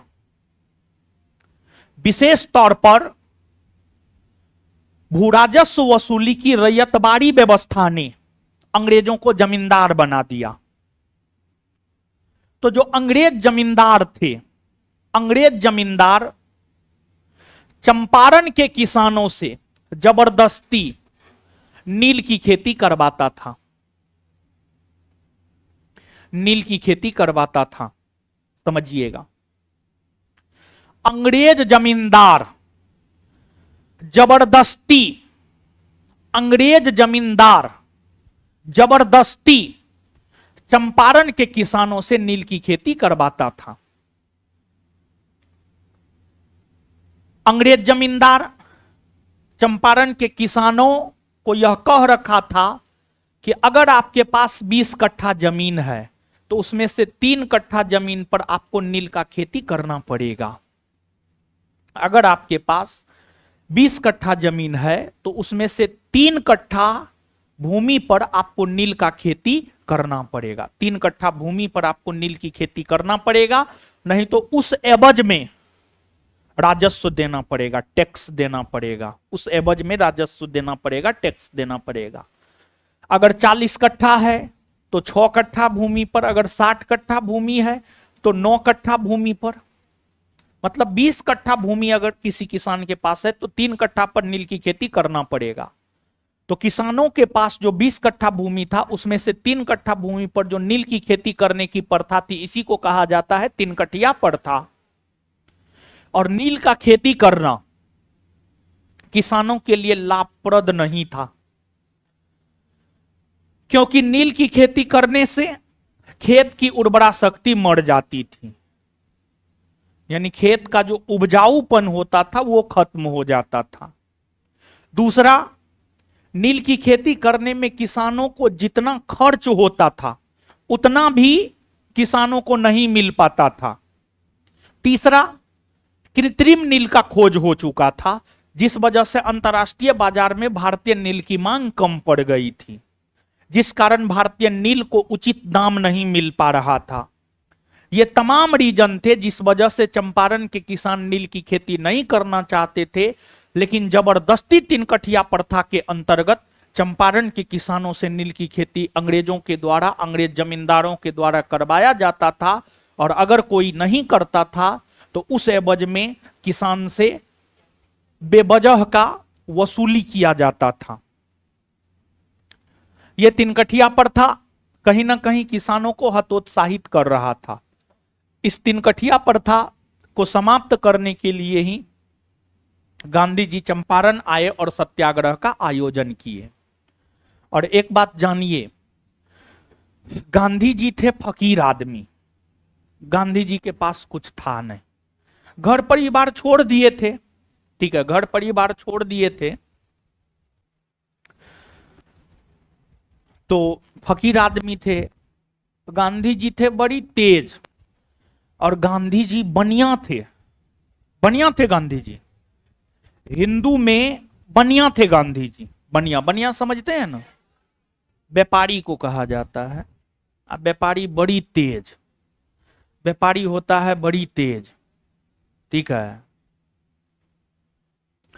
उसको लाभ कमाने से मतलब, समझे। गांधी जी को लगा कि चंपारण सत्याग्रह कर रहे हैं, किसानों के लिए कर रहे हैं, किसान जुड़ा हुआ कैसे रहेगा सत्याग्रह से। तो गांधी जी ने चंपारण के किसानों को कहा, चंपारण का हर किसान 25-25 पैसा देगा, 1 रुपया का चौथा भाग, 1 रुपया होता है ना जी, 1 रुपया का चौथा भाग 25 पैसा, 1 रुपया बराबर 100 पैसा। हाँ, तो उसका 1/4 भाग 25 पैसा।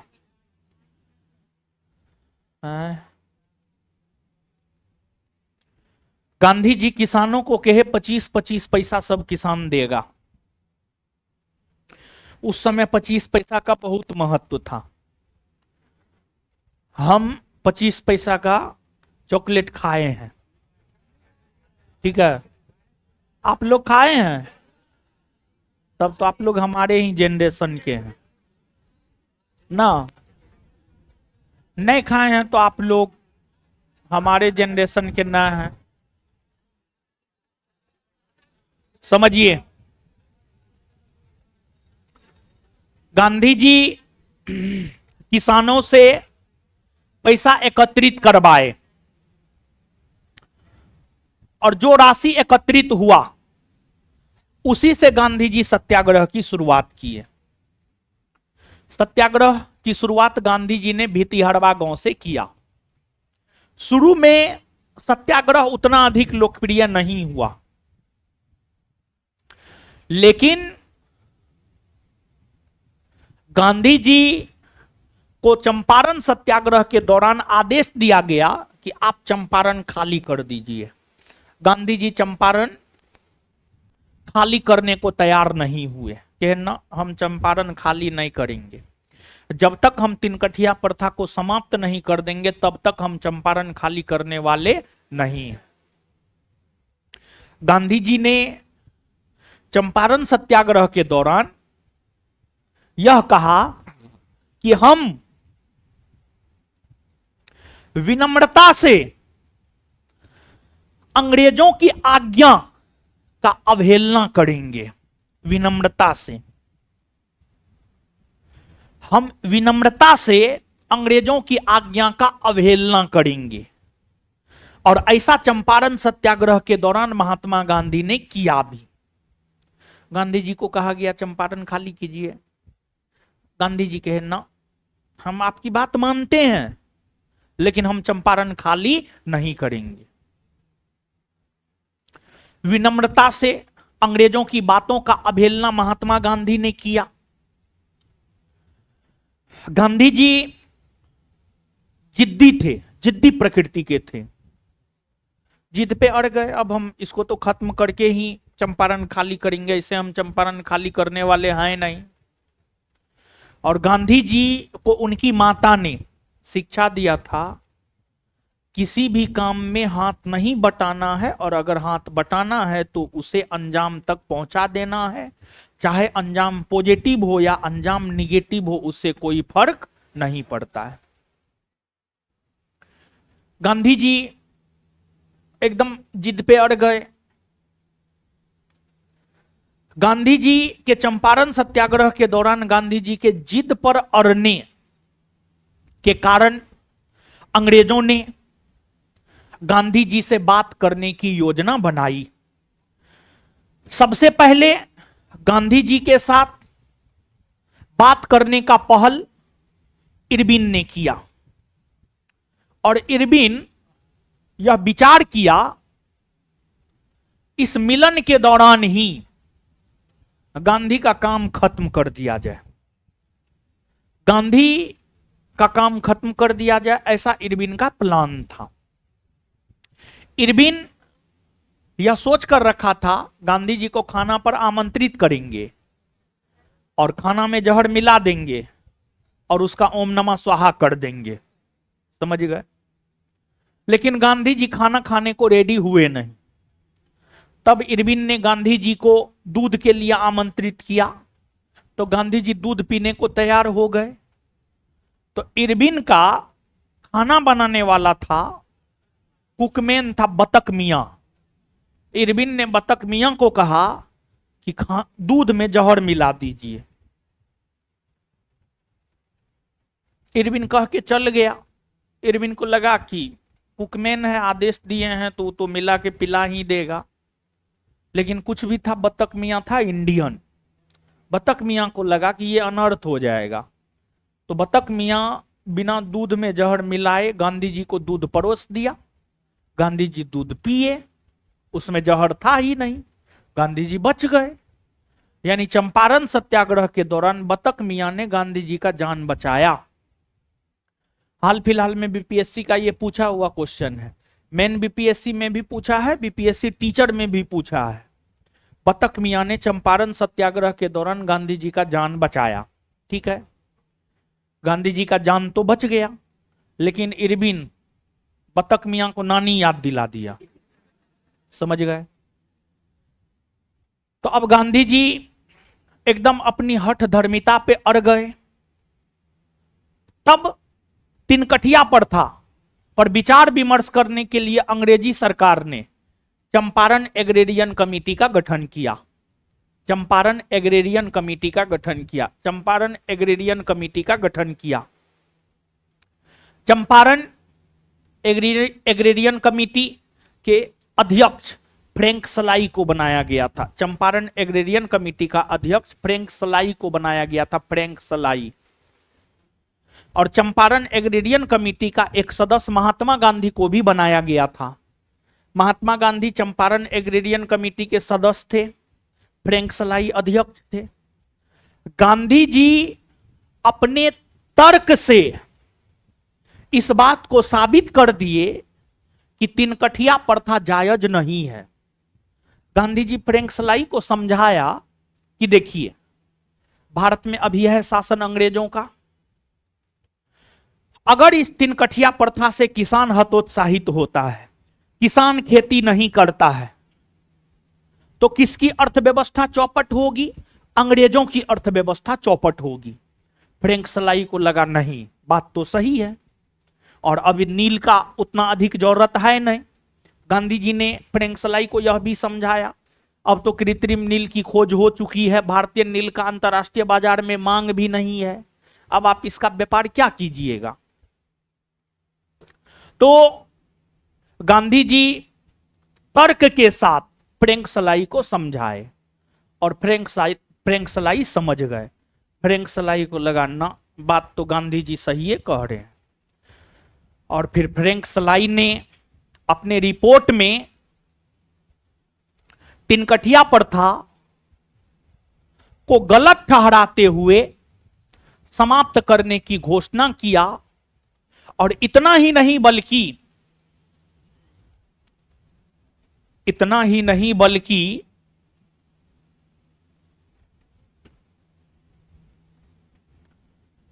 फ्रैंक सलाई ने यह भी कहा कि इस तिनकठिया प्रथा के जरिए चंपारण के किसानों से जो अवैध वसूली की गई है, चंपारण के किसानों से जो अवैध वसूली की गई है, उसका 25% अंग्रेज जमींदार चंपारण के किसानों को वापस लौटाए। बताइए कितनी बड़ी बात है। तिनकठिया प्रथा समाप्त कर दिया और अंग्रेज जमींदार जो चंपारण के किसानों से अवैध वसूली तिनकठिया प्रथा के नाम पर किया है, उसका 25% किसानों को दे, ताकि किसान हतोत्साहित ना हो और किसान हंसी खुशी जो है, किसान हंसी खुशी जो है फसलों का उत्पादन करे, ताकि अंग्रेजों की अर्थव्यवस्था अच्छी बनी रहे। समझे? लिखिए।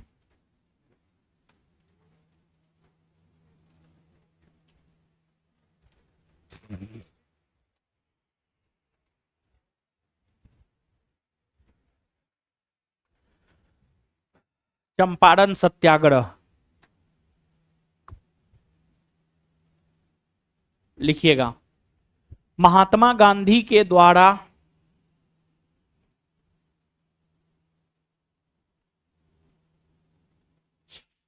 महात्मा गांधी के द्वारा भारत में किया गया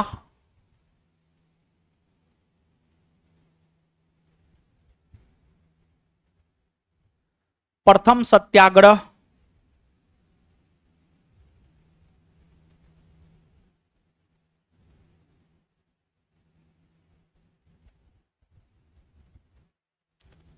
महात्मा गांधी के द्वारा भारत में किया गया प्रथम सत्याग्रह चंपारण सत्याग्रह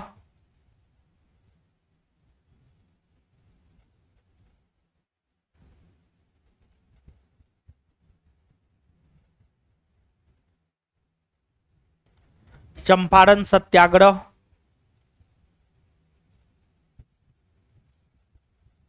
था।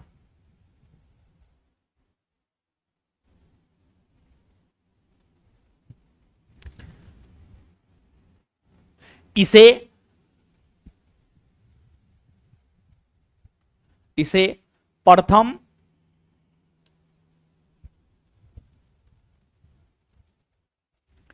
इसे प्रथम सविनय अवज्ञा आंदोलन इसे प्रथम सविनय अवज्ञा आंदोलन इसे प्रथम सविनय अवज्ञा आंदोलन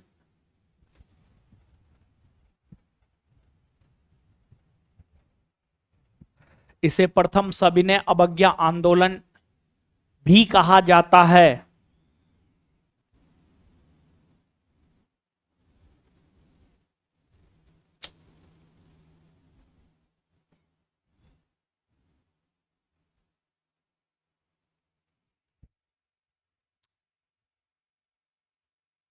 गांधी जी के उसी में गांधी जी के चंपारण सत्याग्रह का विरोध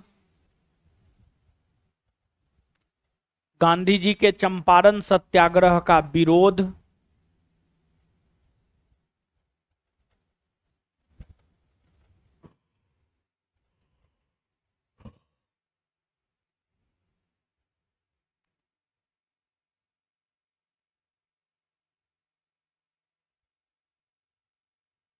गांधी जी के चंपारण सत्याग्रह का विरोध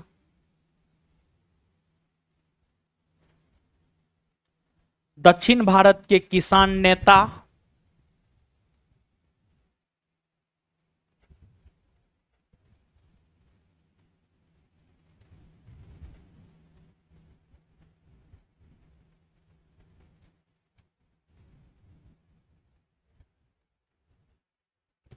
एनजी रंगा दक्षिण भारत के किसान नेता एनजी रंगा ने किया।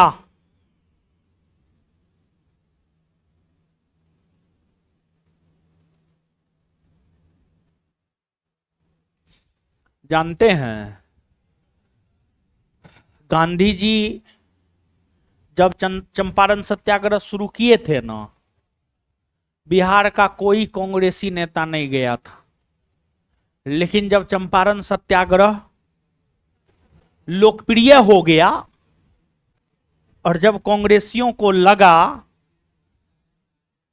कि अब इससे चेहरा चमक सकता है, सब कांग्रेसी नेता दौड़ दौड़ के पहुंचा। समझे?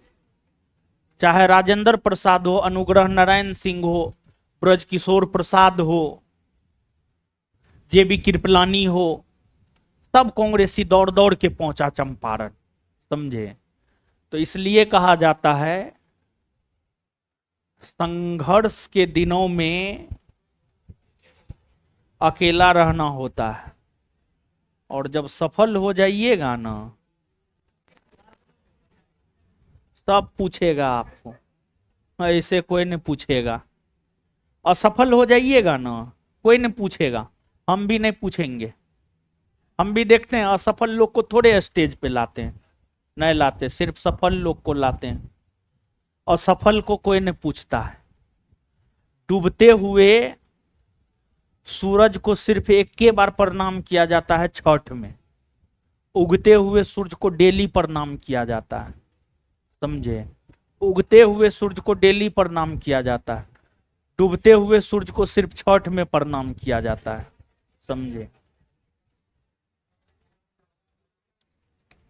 लिखिए, तो इसी वजह से जब संघर्ष में है ना, तो एक बात ध्यान में रखिए, इतिहास से सीखिए। आप लोग बड़ी दुखी हो जाते हैं, समझे, कि हमारा साथ नहीं दिया, हमको छोड़ दिया।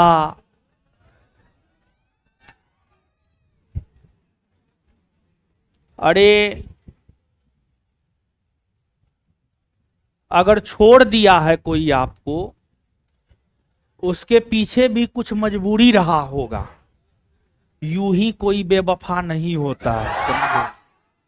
कुछ ना कुछ तो कारण रहता है, समझे। हल्ला मत कीजिए, इधर हम अपने लगभग एक सप्ताह से बड़ी दुखी हैं। भारत में जो घटना हो रहा है ना, बड़ी विचित्र स्थिति है। अभी हम आपको बता रहे हैं, जब से ये कोलकाता का कांड हुआ है, कोलकाता का कांड भी बहुत, क्या कहा जाए उसको, बड़ी अजीबो गरीब और दुखमयी घटना है। उसके बाद लगातार देख लीजिए, बिहार के मुजफ्फरपुर, महाराष्ट्र के बदलापुर, उत्तराखंड में नर्स के साथ, मतलब देखिए लगातार जो है देश में क्या हो रहा है, बड़ी चिंता का विषय है, समझे। और एक बात आप जानिए कि ठीक है, एक कहता है कि बलात्कार का एक कारण कपड़ा है, ठीक है, बलात्कार का एक कारण कपड़ा है, लेकिन महाराष्ट्र में जो घटना हुआ है, 4 साल 6 साल के लड़की के साथ हुआ है, और स्कूल में हुआ है। बताइए, स्कूल में तो बच्चा स्कूल ड्रेस ही पहन करके जाता है, वहां पर कपड़ा क्या मायने रखता है, समझ गए। मतलब हम लोग जो है ना जानते हैं, मतलब अभी क्या कहा जाए कि लोग पैसा कमाने में, ये 21वीं सदी है, 21वीं सदी आर्थिक सदी है, और इस सदी में पैसा का बहुत महत्व है, इससे आप डिनाई नहीं कर सकते। लेकिन लोग पैसा कमाने के चक्कर में जो है ना, अपने बच्चा को संस्कार वाला शिक्षा देना, नैतिकता वाला शिक्षा देना, मानवता वाला शिक्षा देना जो है भूल गया है। जबकि जानते हैं ये सब जरूरी है, ठीक है। जैसे आप अभी जो शिक्षा ले रहे हैं, कंपटीशन के तैयारी के लिए आप शिक्षा ले रहे हैं कि कहीं सरकारी नौकरी लग जाए, लेकिन सरकारी नौकरी करके भी अगर आपका आंतरिक खराब है, मतलब मनोस्थिति आपका खराब है, आप गंदे हैं, गंदे चरित्र के हैं, तो इस शिक्षा से कोई मतलब न है, कोई लेना देना न है। तो इस सब घटना से बड़ी चिंता होता है, समझे। कभी सोचते हैं ना, देश किस ओर जा रहा है, बड़ी चिंता होता है। बंगाल में घटना होगा तो राहुल गांधी नहीं बोलेगा, उत्तराखंड में घटना होगा तो स्मृति ईरानी नहीं बोलेगी। सबको अपना राजनीतिक सेकना है और कुछ न है। कोई भी नेता फेता जो है ना, आप ही जो सोच रहे हैं कि फलना तो रक्षक है, सब नेता भक्षक है, समझे। हम तो यही मान करके चलते हैं। मतलब बड़ी अजीबो गरीब स्थिति है देश का, पिछले एक सप्ताह से हम अपने बड़ी चिंतित रहते हैं, समझे, लेकिन हम क्या कर सकते, कुछ नहीं कर सकते। लिखिए,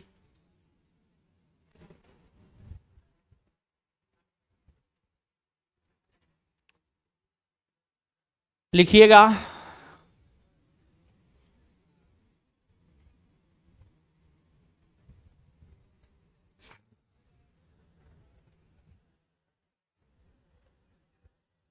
लिखिएगा। नेक्स्ट पॉइंट,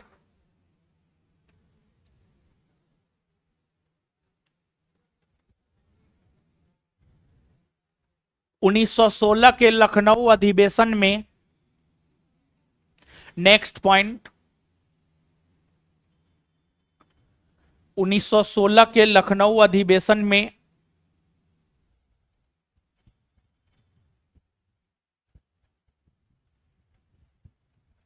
गांधी जी की मुलाकात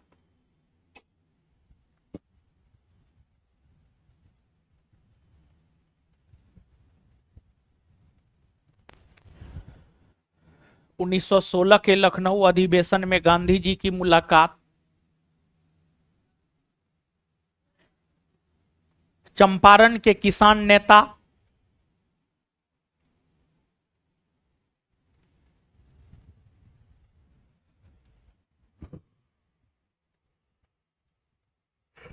चंपारण के किसान नेता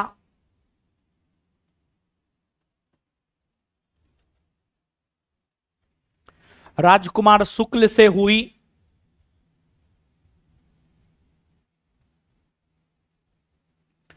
चंपारण के किसान नेता राजकुमार शुक्ल से हुई और उसी के कहने पर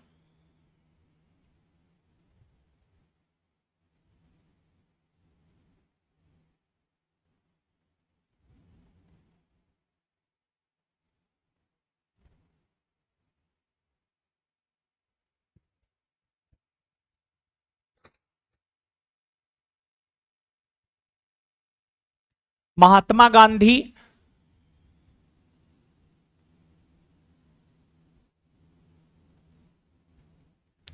अप्रैल 1917 में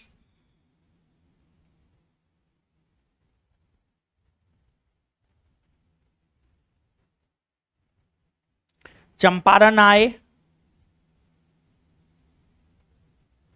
अप्रैल 1917 में चंपारण आए और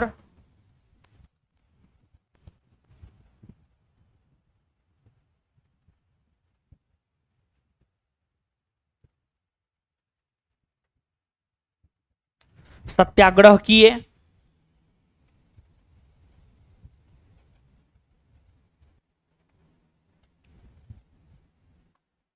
जिसे चंपारण सत्याग्रह कहा जाता है।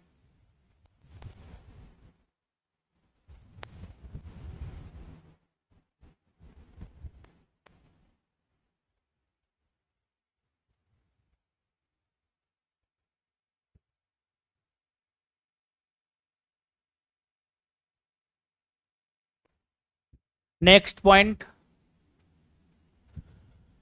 गांधी जी ने चंपारण सत्याग्रह की शुरुआत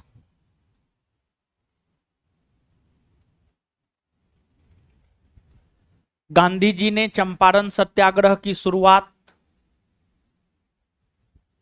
भीतिहरवा गांव से किया। गांधी जी ने चंपारण सत्याग्रह की शुरुआत भीतिहरवा गांव से किया।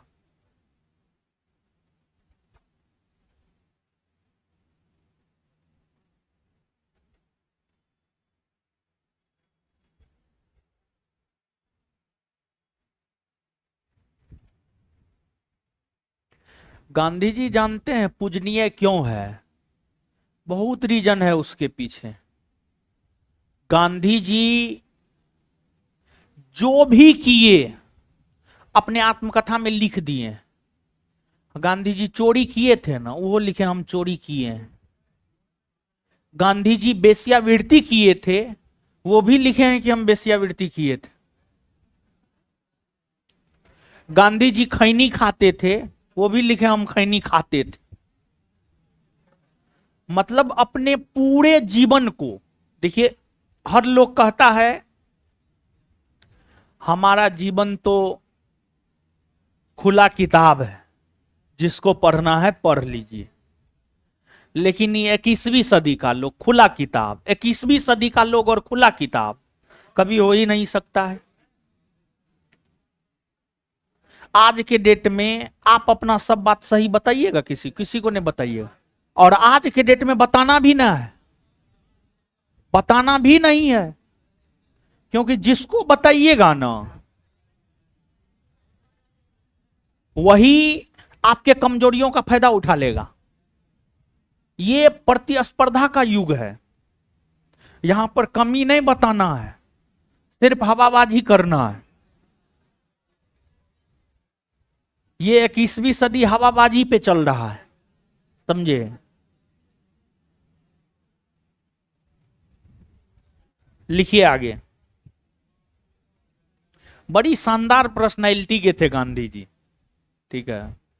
गांधी जी को पढ़ना चाहिए, हर किसी को पढ़ना चाहिए गांधी जी को। गांधी जी के ऊपर लोग बेबुनियाद आरोप लगा देते हैं, कभी गांधी को पढ़िए, कभी गांधी को जानिए। गांधी तो इतना कुछ कर दिए, समझे। जैसा परिस्थिति था उसमें गांधी जी बहुत कुछ किए हैं। अंग्रेज इतना शक्तिशाली, अमेरिका से ज्यादा शक्तिशाली अंग्रेज था। आज ना अमेरिका शक्तिशाली है, अमेरिका आज जितना शक्तिशाली है उससे 20 गुना ज्यादा शक्तिशाली अंग्रेज था। उस अंग्रेज को एक लाठी पर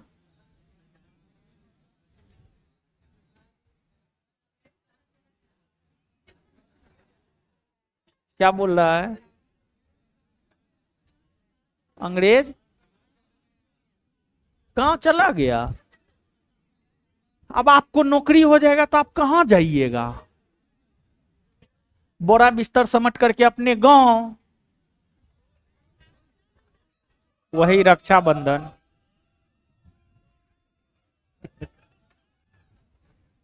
ए बुढ़ऊ किधर,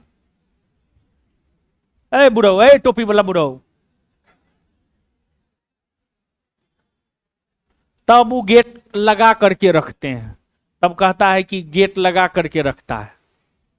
आप ही लोग के लिए लगा के रखते हैं कि भागिएगा नहीं।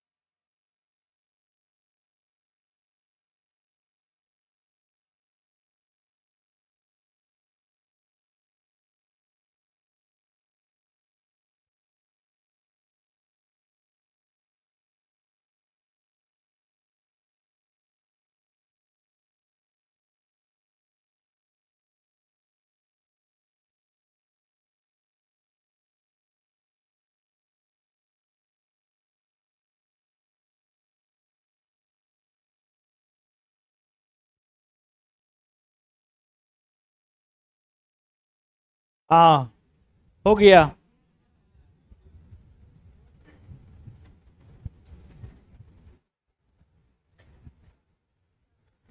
नटाल कांग्रेस की स्थापना महात्मा गांधी ने कब किया। 1800। नटाल कांग्रेस की स्थापना महात्मा गांधी ने कब किया।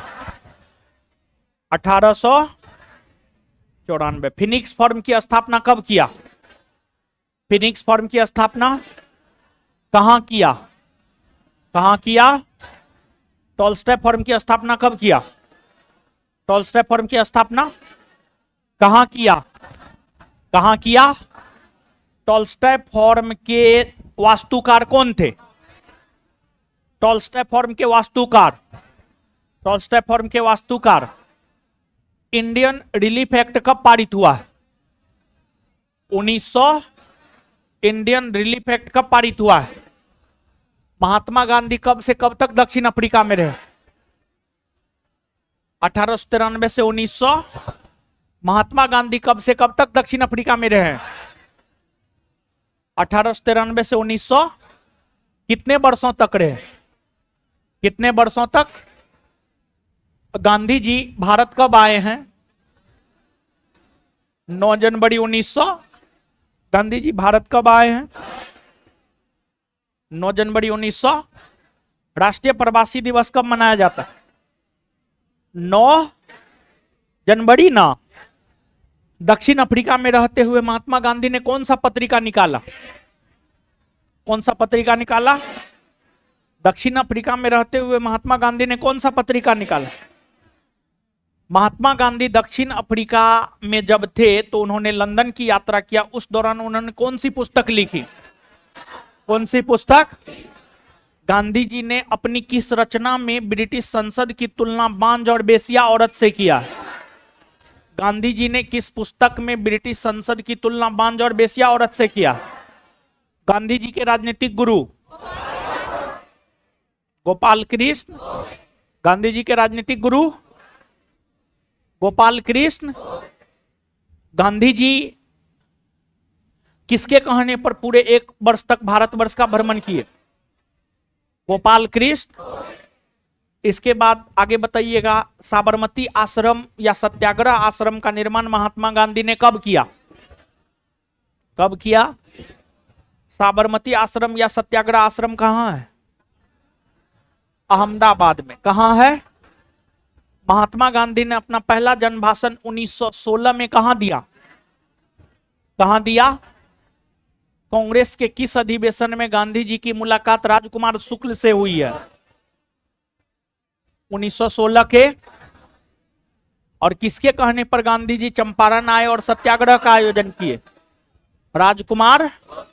किसके कहने पर गांधी जी चंपारण आए और सत्याग्रह का आयोजन किए? राजकुमार। चंपारण सत्याग्रह की शुरुआत कब से हुई है? अप्रैल 1900। चंपारण सत्याग्रह कब हुआ है? गांधी जी के किस सत्याग्रह को प्रथम सविनय अवज्ञा आंदोलन कहा जाता है? किसे कहा जाता है? चंपारण सत्याग्रह। गांधी जी के चंपारण सत्याग्रह का विरोध किसने किया? किसने किया? किसने किया? किस प्रथा को समाप्त करने के लिए चंपारण सत्याग्रह हुआ? 3 कठिया। चंपारण सत्याग्रह की शुरुआत कहां से हुई है? भितिहरवा। कहां से हुई है? भितिहरवा। मिलते हैं अगले क्लास में यानी कल। धन्यवाद सभी लोगों का।